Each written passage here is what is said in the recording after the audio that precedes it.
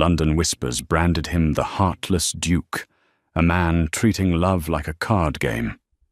Yet, the moment she entered the King's Theatre, the brandy glass slipped from his fingers, shattering. The music played on, but for Silas, time froze. Exactly 365 days had passed since he destroyed her. He anticipated tears or fury. Instead, Lady Genevieve looked through him as if he were a ghost. In that terrifying silence, the Duke realized a painful truth. She hadn't merely survived his cruelty. She had ascended beyond it. This was not a reunion. It was his cold reckoning. London, October 1814, the King's Theatre, Haymarket, the air in the King's Theatre was thick with the scent of beeswax, expensive perfume, and the damp wool of coats drying from the autumn rain. It was the height of the season, and the horseshoe-shaped auditorium was packed. In the pit, the dandies preened. In the gallery, the commoners shouted. But in the private boxes, the aristocracy waged their silent, deadly wars of reputation. Silas Sterling, the Duke of Kexley, sat in the shadows of Box 4, bored out of his mind. At 32, Silas was the envy of half the men in London and the desire of every mother with a marriageable daughter. He was wealthy, possessing estates that stretched from Derbyshire to the Kentish coast, and he was undeniably handsome in a sharp, dangerous way.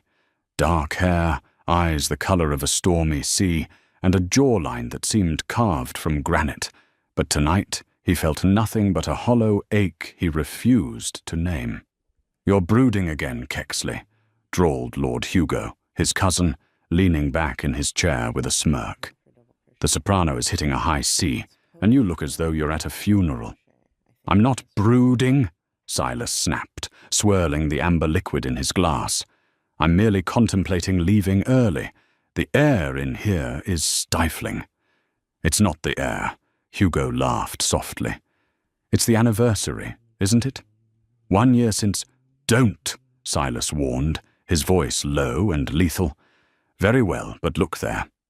Hugo pointed his chin toward the box directly across from them, one that had been empty for the first 2 acts. "Someone has finally arrived in the Earl of Marwood's box, and I believe the entire theatre has noticed." Silas glanced up indifferently. Then he froze. The door to the opposite box had opened, and a woman stepped into the flickering gaslight. She was not wearing the pale pastels or white muslins that were fashionable among debutantes that year. She was dressed in deep, midnight blue velvet, cut daringly low across the shoulders, shimmering like the night sky. It was her, Lady Genevieve Laurent. Silas felt the blood drain from his face. For a year, he had looked for her in every crowd, every ballroom, every park in London, only to be told she had fled to the continent. But this was not the Genevieve he remembered. The girl he had courted was shy, blushing at the slightest compliment, her eyes always cast down, hiding behind a fan. This woman stood tall, her chin lifted.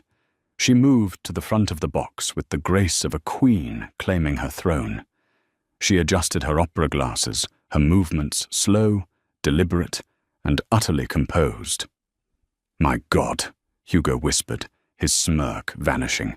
"She's magnificent."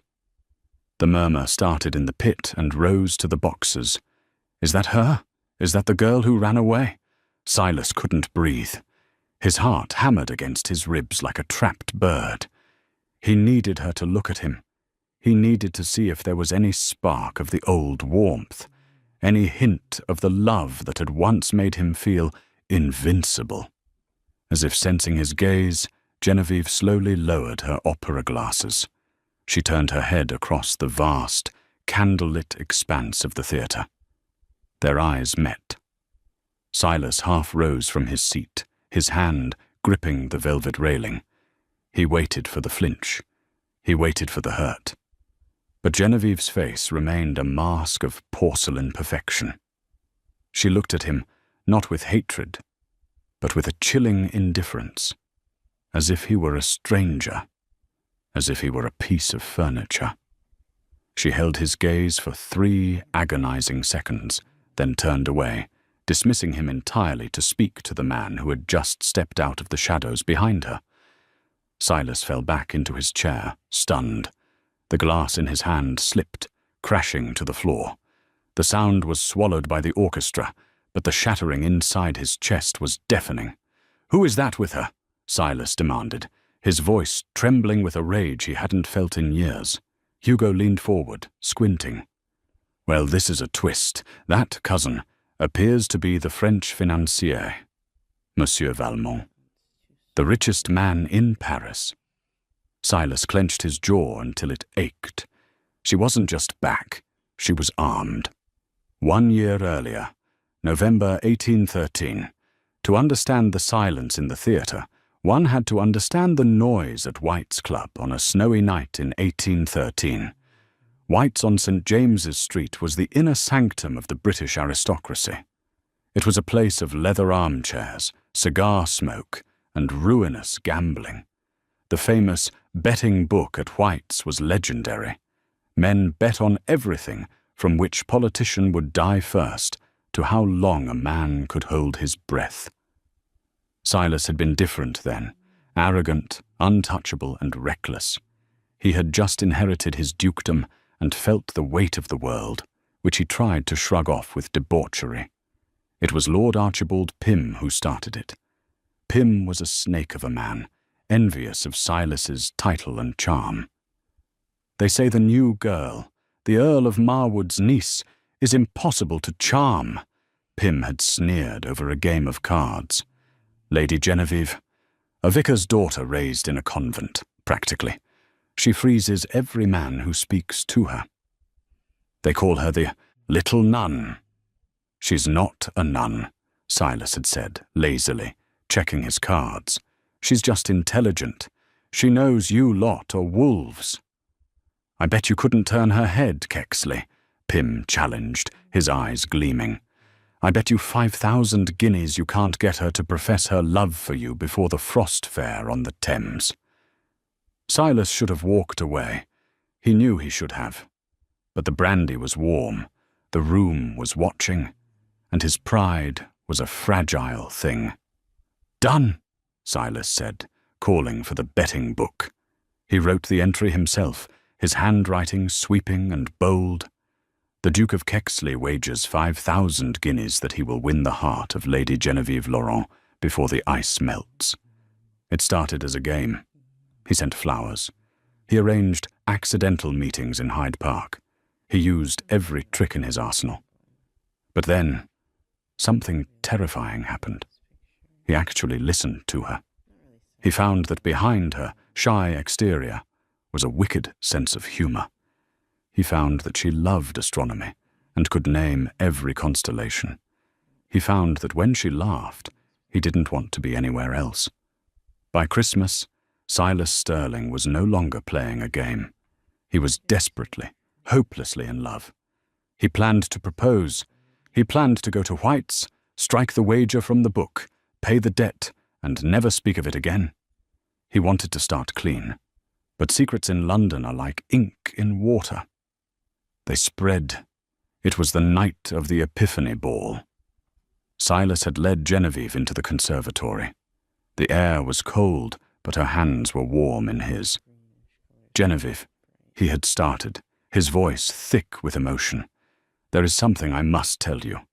Something terrible, but—" "Silas," she interrupted, her eyes shining with a trust that broke his heart. "You don't need to say anything. I know who you are. I know your heart." She kissed him then, a soft, tentative press of lips that sealed his fate. He decided he would fix the book tomorrow morning. Tonight, he would just be hers.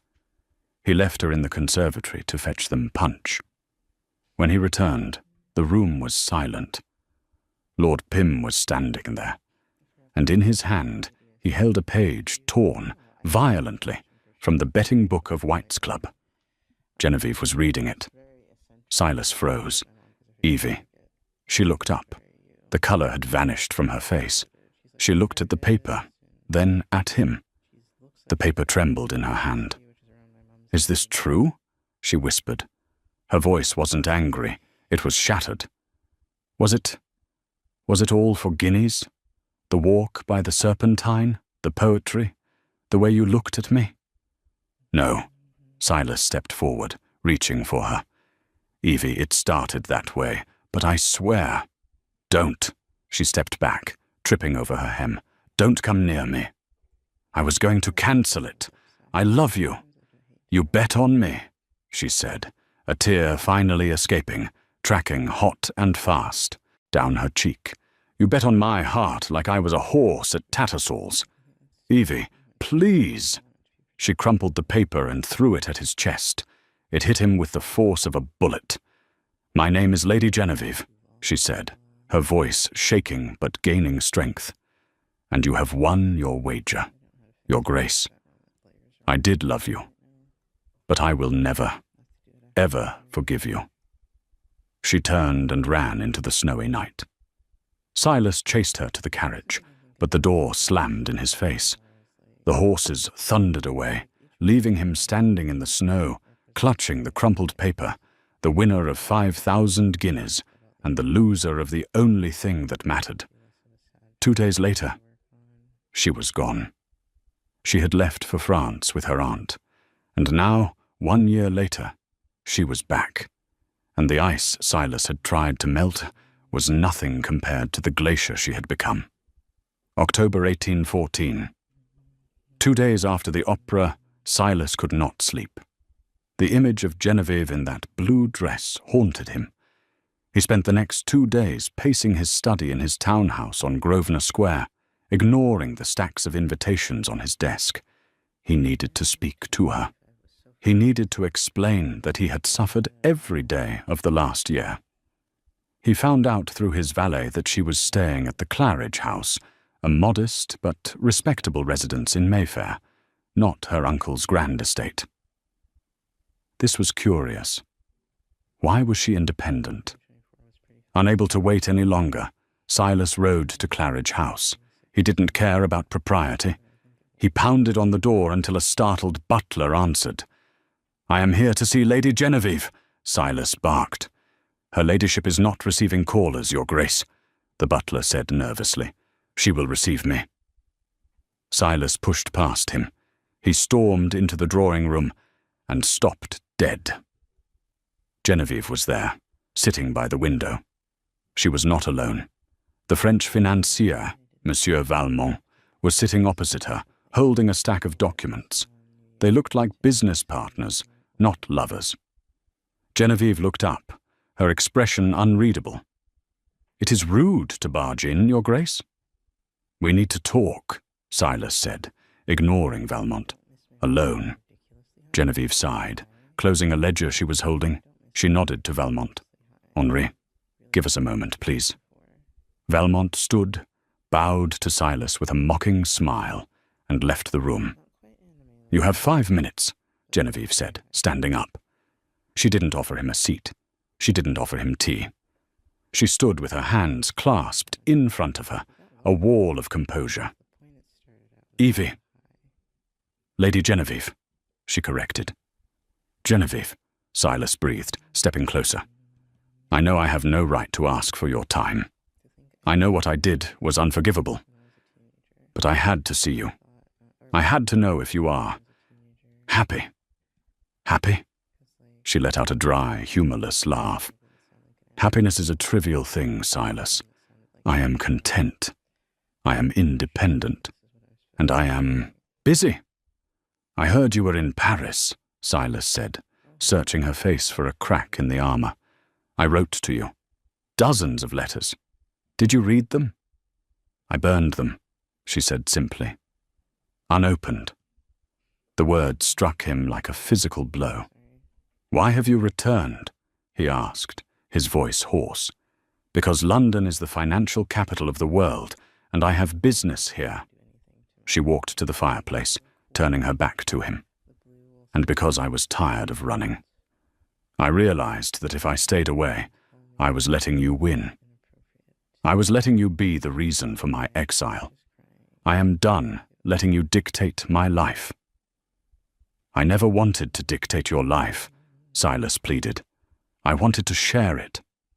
That wager, I tried to stop it. I fell in love with you, Genevieve. You have to believe that."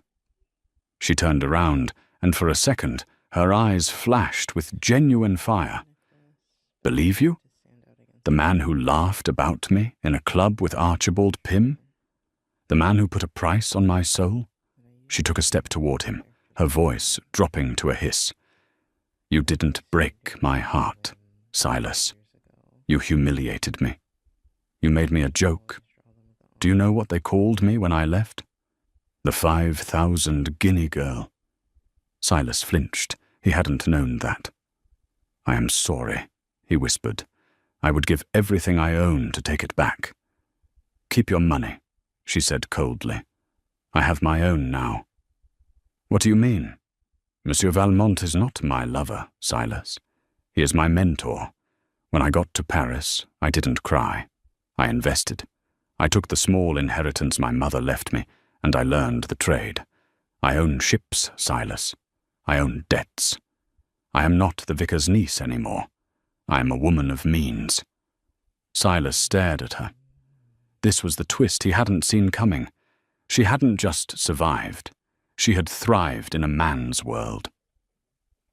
"Then why did you come back to London, really?" Silas asked, sensing there was more.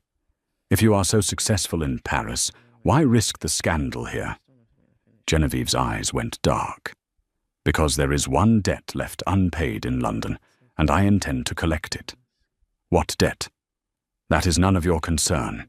Now, your 5 minutes are up. Get out." Silas stood his ground for a moment, wanting to grab her, to shake her, to kiss her. But the look in her eyes stopped him. It wasn't hatred. It was dismissal. He turned and walked to the door. Hand on the latch, he paused. "I won't give up," he said quietly. "I will earn your forgiveness, Genevieve, even if it takes a lifetime."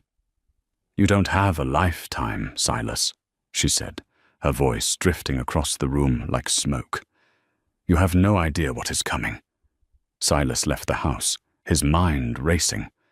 What is coming? As he stepped onto the street, he saw Lord Pym walking on the other side of the road, tipping his hat to Genevieve's window. Silas felt a cold chill settle in his bones. Pym and Genevieve? It was impossible.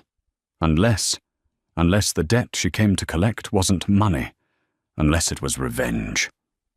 London, November 1814.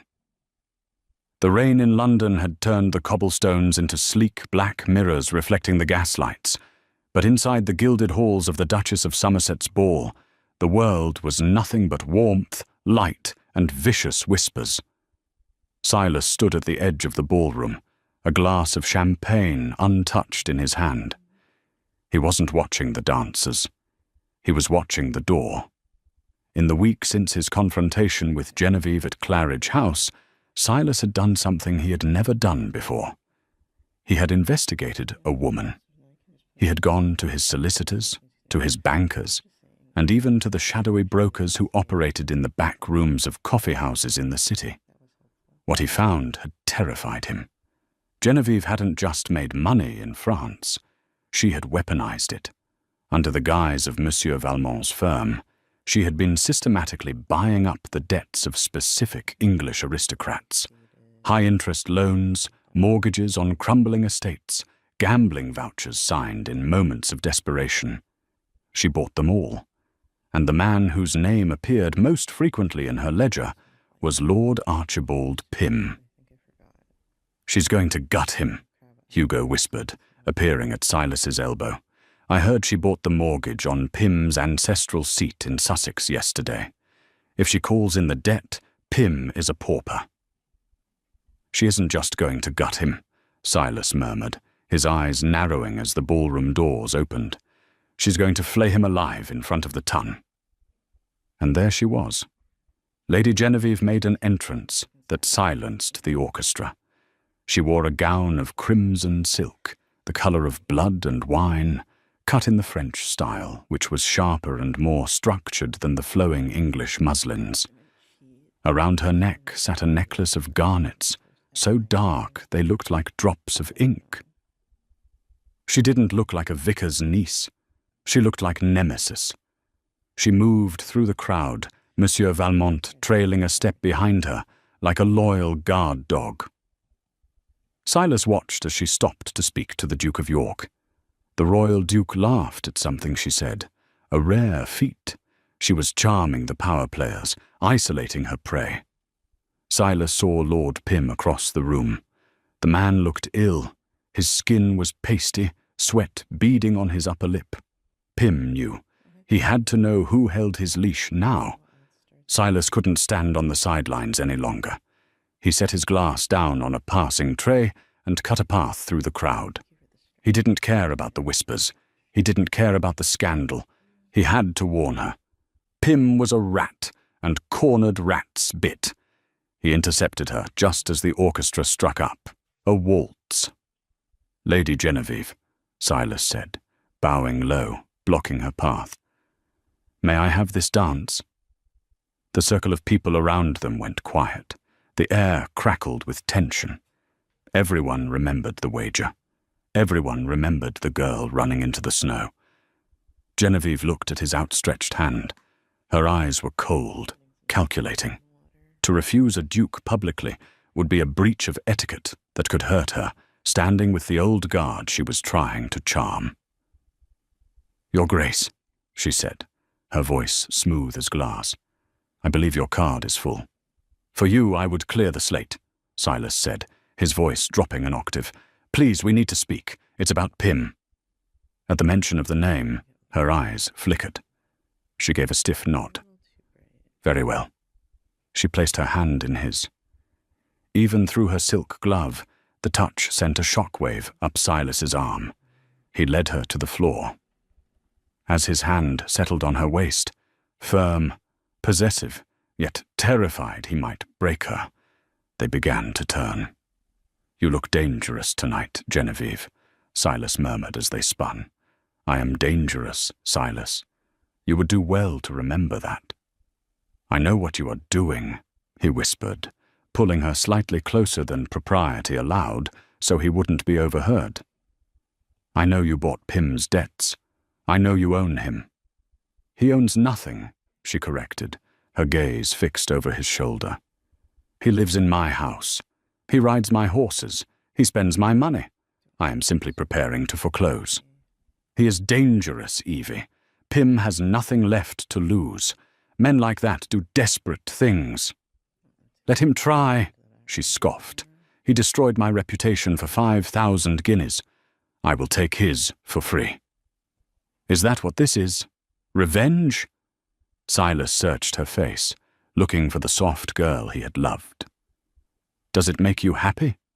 Holding the axe. "It's not about happiness," she hissed, her composure slipping for the first time. "It's about justice. You and your friends treated me like cattle. You bet on my heart. You laughed.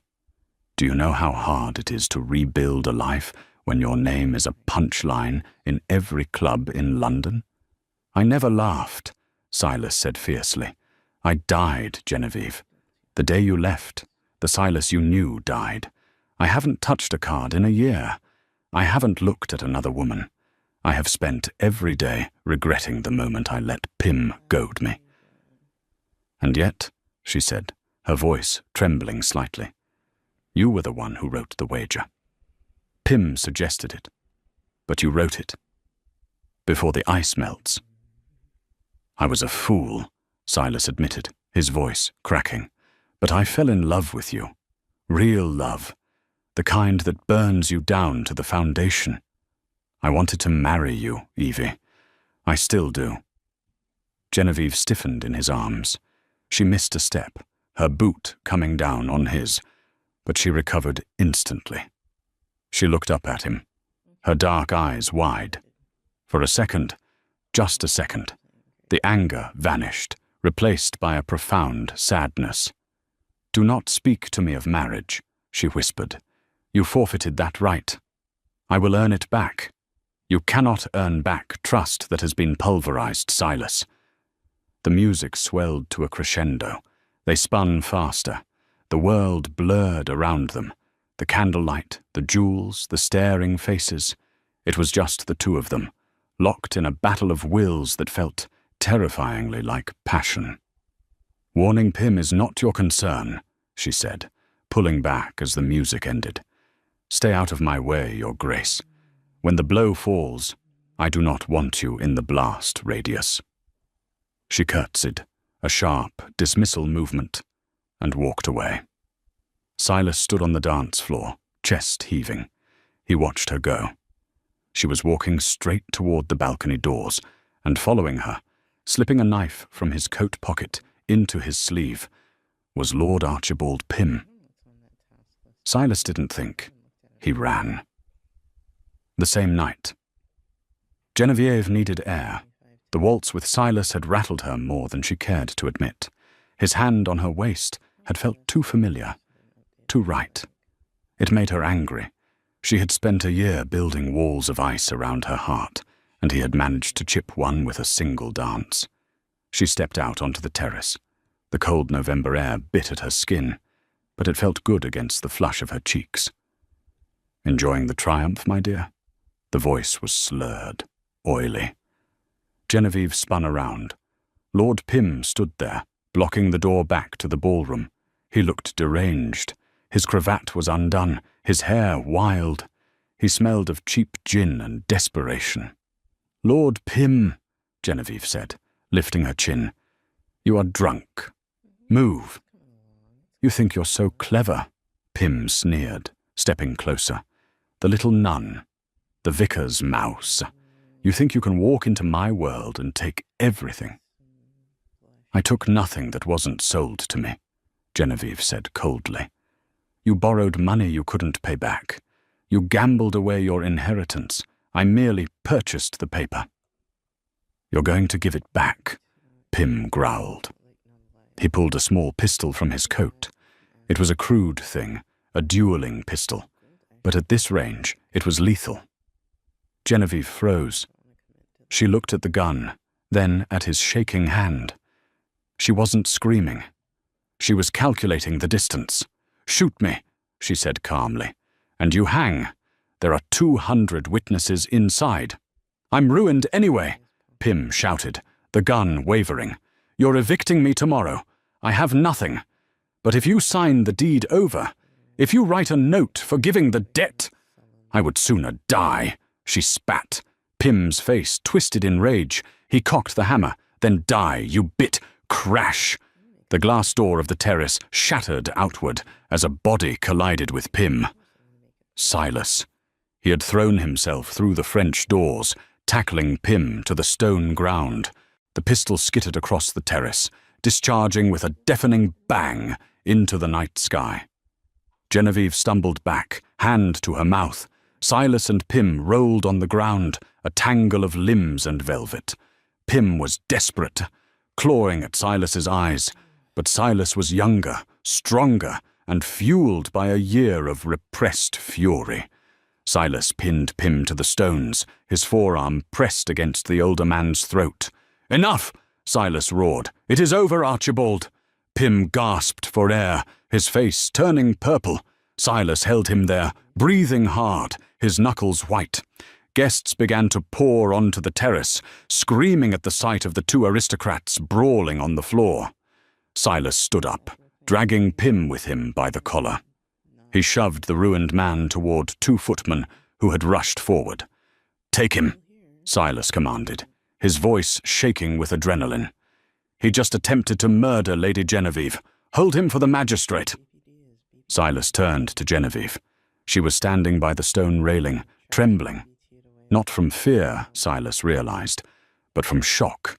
He walked over to her, ignoring the blood dripping from a cut on his cheek where the glass had grazed him. "Are you hurt?" he demanded, scanning her for injuries. "Did he touch you?"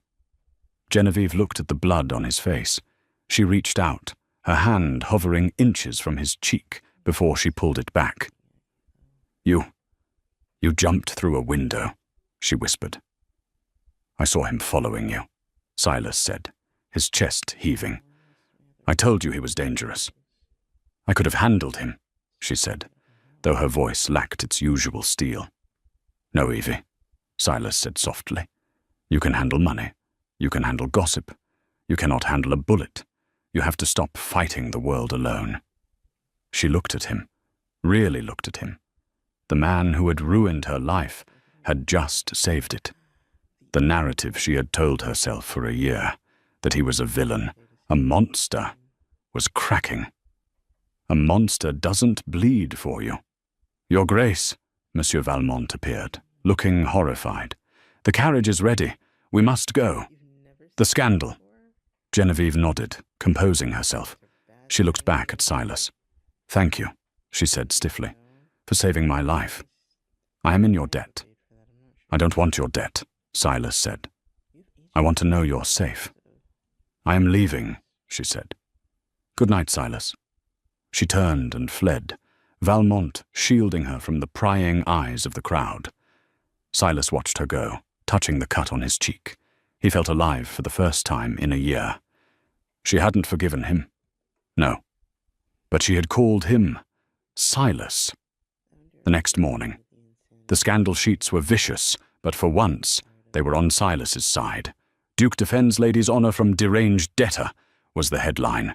Pym was in custody. His reputation was annihilated. Genevieve's revenge was complete, though not in the way she had planned. But the war wasn't over. Silas was sitting at breakfast when a courier arrived with a package. It was wrapped in brown paper, heavy and smelling of tobacco. Silas opened it. Inside lay a stack of documents, old yellowing parchments, the deeds to the Kexley estates in Derbyshire, the mortgage on his London townhouse, and a note written in elegant, sharp script. Your Grace, in the process of acquiring Lord Pym's debts, I acquired a bundle of loans from the Bank of England. It appears your father leveraged the Kexley estate heavily before he died. These notes were part of the package. Technically, Silas, I now own your house. I own your land. I own the roof over your head. You saved my life last night. Consider this the repayment of that debt. I will not foreclose on you. But know this, I hold your future in my hands, just as you once held my heart. Do not cross me again. G. Silas stared at the papers. He laughed, a loud, incredulous laugh that echoed through the empty dining room. He hadn't known his father left debts. But that wasn't why he was laughing. He was laughing because she had him. She had checkmated him. She owned him, financially and emotionally. Well played, Evie, he whispered, tracing her signature. Well played. But Silas knew something Genevieve didn't. He didn't care about the money. The fact that she held his debt meant they were tied together. She couldn't ignore him now. She was his creditor, and that meant he had a reason to see her every single day. He stood up and rang the bell. Prepare my horse, he told the footman. I have a business meeting with my landlord. London, December 1841. The office of Monsieur Valmont. The winter deepened, turning London into a landscape of charcoal and chalk. The fog was so thick on the morning Silas arrived at the offices of Valmont and Laurent that the gas lamps were still lit at noon. He was not there to beg. He was there to negotiate. Silas walked into the office, a bustling suite of rooms near the Bank of England. Clerks scurried back and forth with stacks of paper. It was a world of commerce, a world the aristocracy usually pretended didn't exist while secretly relying on it. Your Grace, Monsieur Valmont greeted him, stepping out of a private office. The Frenchman looked tired, wiping his spectacles with a silk handkerchief. Lady Genevieve is not expecting you. I am here to discuss the terms of my mortgage, Silas said, placing his hat on the rack. As her debtor, I have the right to a meeting. Valmont studied him for a long moment, his eyes shrewd. You are a persistent man, Duke Kexley. Most men would have fled to the country in shame to find out a woman holds the deed to their ancestral home. I am not most men, Silas said quietly, and she is not most women. Valmont sighed, a heavy, weary sound. She is in the back room. But before you go in, there is something you should know. Something she will never tell you because her pride is as thick as the walls of Newgate Prison. Silas stiffened. What is it? When we acquired the bundle of debts from the bank, Valmont said, lowering his voice, we did not know your father's notes were included. It was a blind purchase. I assumed as much. Silas nodded. But, Valmont raised a finger, 3 weeks ago, Lord Pym, before his arrest, discovered we held your mortgage. He came to us. He offered Genevieve double the value of the notes. He wanted to buy your debt so he could foreclose on you immediately. He wanted to throw you and your mother into the street. Silas felt a cold knot form in his stomach. Pym had tried to destroy him financially before he tried to kill Genevieve physically. And? Silas asked, his voice tight. And Genevieve refused, Valmont said softly. She told him that the Kexley debt was not for sale at any price. She lost a fortune by refusing his offer, Silas. She kept the debt, not to control you, but to ensure that no one else could hurt you. The realization hit Silas like a physical blow. She had protected him, even while she claimed to hate him. Even while she froze him out at the opera and the ball, she had shielded him from ruin. Why didn't she tell me? Silas whispered. Because, Valmont smiled sadly. If she admitted she protected you, she would have to admit she still cares. And that terrifies her more than any pistol. Silas nodded, a newfound determination settling in his chest. He didn't just love her. He respected her more than anyone he had ever known. He walked past Valmont and opened the heavy oak door to her private sanctuary. Genevieve was standing by a large map of the Atlantic trade routes, pinning flags to various ports. She looked up, startled, as Silas entered and closed the door behind him. I didn't hear you knock, she said sharply, though her hand trembled slightly as she reached for a ledger. I know about Pym's offer, Silas said. He didn't waste time with pleasantries. He walked straight to the desk, placing his hands on the polished wood, leaning in. Genevieve froze. Her eyes darted to the door, then back to him. Henri talks too much. He told me you refused double the value, Silas said, his voice rough with emotion. You could have ruined me, Evie. You could have sold me to Pym and watched me fall. Why didn't you? It was a bad business decision, she lied, turning away to fiddle with an inkwell. Pym's credit was shaky. I didn't trust his promissory notes. Liar, Silas breathed. He walked around the desk. She backed up until she hit the bookshelf. There was nowhere left to run. Admit it, Silas said, stopping inches from her. He didn't touch her, but the heat between them was palpable. You saved me. I own you, she flared, her eyes flashing with tears she refused to shed. There is a difference. Then foreclose, Silas challenged her.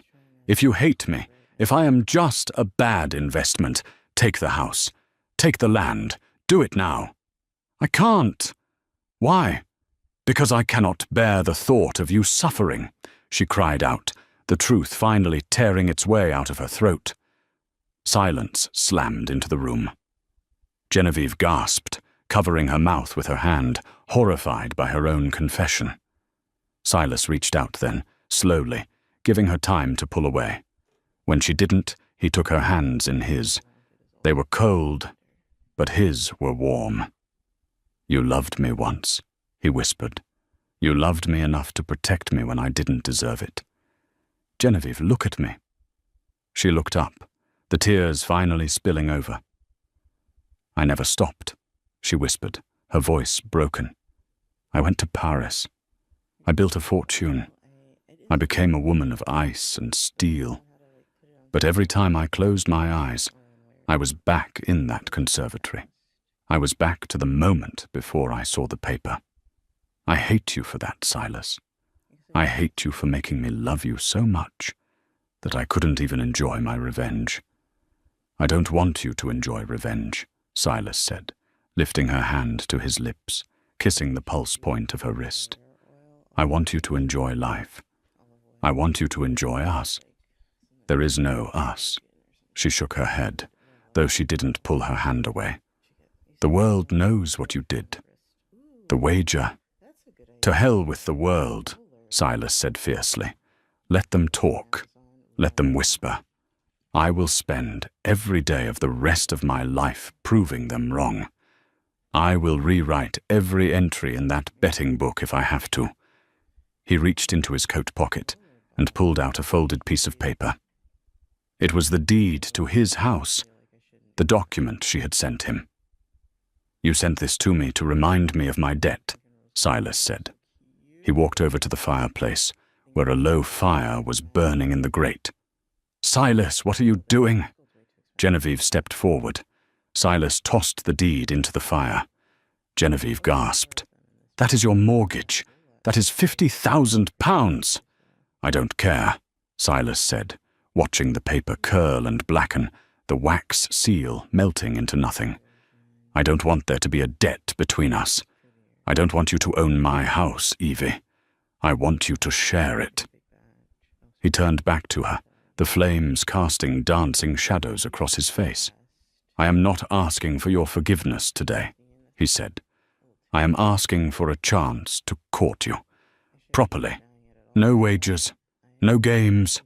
Just a man, stripping himself of his pride, asking the woman he loves to go for a walk." Genevieve looked at the fire, then at him. The symbol of her power over him was ash. He had voluntarily made himself vulnerable again. He had leveled the playing field. A small, hesitant smile touched her lips, the first genuine smile he had seen in a year. "A walk?" she asked softly. "In this weather?" "I hear," Silas smiled, his eyes crinkling at the corners, "that the Thames has frozen over. They are setting up a fair on the ice. I would very much like to take you." London, February 1814. The Frost Fair on the River Thames. The winter of 1814 was not merely cold. It was a phenomenon, a freeze so profound that it halted the heartbeat of London and turned the River Thames into a solid, unmoving highway of white. It was a sight that happened only once in a generation, a miracle of nature that the city had embraced with a carnival madness. Where merchant ships usually cut through dark water, a temporary city had sprung up. Tents of striped canvas fluttered in the biting wind, roasting oxen turned on great iron spits over open fires built directly on the ice, and the air was thick with the scent of wood smoke, roasted chestnuts, and gin. Silas and Genevieve walked arm in arm through this city of ice, navigating the labyrinth of vendors and performers. The ground beneath their feet was hard and slick, a reminder that they were walking on water, a feat that felt as impossible as the reconciliation happening between them. Genevieve wore a pelisse of heavy velvet, trimmed with silver fox fur, her face framed by a matching bonnet. The cold had painted a flush of roses onto her cheeks, making her eyes shine with a brilliance that rivaled the winter stars. She held Silas's arm tightly. In the past, such a grip might have been for balance, a lady relying on a gentleman. Today, it was an anchor. She held him as if to assure herself he was real, that he wouldn't vanish into the fog like a phantom of her past. It had been 2 months since the night of the fire in her office, 2 months of a courtship that bore no resemblance to the flirtatious games of the season. There had been no grand balls, no performative waltzes for the benefit of the gossip columns. Instead, there had been quiet mornings in the library of Claridge House, where Silas read aloud while she worked on her ledgers. There had been heated debates about trade tariffs and the price of grain, where Genevieve found, to her shock, that the Duke possessed a sharp, logistical mind he had wasted for years at card tables. They had learned to be partners. They had learned to be friends. But the shadow of the past still lingered, stretching long and thin over their fragile peace. The words of that accursed wager still echoed in the back of Silas's mind, ticking like a clock. Before the ice melts. The prophecy of the wager had come true in the most literal sense. The ice was here. The Thames was frozen. The deadline was now. They wandered away from the raucous noise of the Friesland Street, the main thoroughfare of the fair, where printing presses churned out commemorative tickets and fiddlers played wild jigs. They moved toward Blackfriars Bridge, where the crowd thinned and the noise faded into a dull, rhythmic hum. The sun was beginning to set, bleeding a bruised purple and burnt orange across the horizon. The light caught the dome of St. Paul's Cathedral in the distance, turning the cross atop it into a beacon of gold. "It is otherworldly," Genevieve whispered, her breath misting in the freezing air. She stopped, looking down at the opaque surface beneath her boots. To think, a few months ago, this was a dark, rushing current. Now it is solid ground. It feels impossible. "Miracles happen, Evie," Silas said softly, turning his gaze from the horizon to her face. "I am standing next to one." Genevieve laughed, a bright, clear sound that warmed him more than the hot brandy they had purchased earlier. "You have become a poet, Your Grace. It is a dangerous development." "I have not become a poet," Silas corrected, his voice dropping to a serious, resonant timbre. "I have simply become a man who knows exactly what he almost lost. And I see the world clearly now." He stopped walking, and because her arm was linked with his, she stopped too. They stood in the shadow of the great bridge, the wind whipping around them, carrying the faint sound of a violin. "Evie," he started, turning to face her fully. He took both of her gloved hands in his, feeling the smallness of them within his own. "Do you remember the wager? The specific wording Pym used?" Genevieve's smile faltered. The light in her eyes dimmed slightly, a defensive wall instantly rising. She tried to pull her hands away, but he held them firm, not trapping her, but grounding her. "Silas, please, we have had such a lovely day. Do not ruin it with ghosts." "I must," he insisted, though his voice was gentle. "I need to say it. The wager was that I would win your heart before the ice melts." He looked down significantly at the frozen river beneath their feet. "The ice is here, Genevieve. The condition is met." "Is that why you brought me here?" she asked, her voice trembling with a sudden, sharp hurt. "To show me that you won? That you fulfilled the terms?" "No," Silas said firmly. "I brought you here to tell you that I realized something today.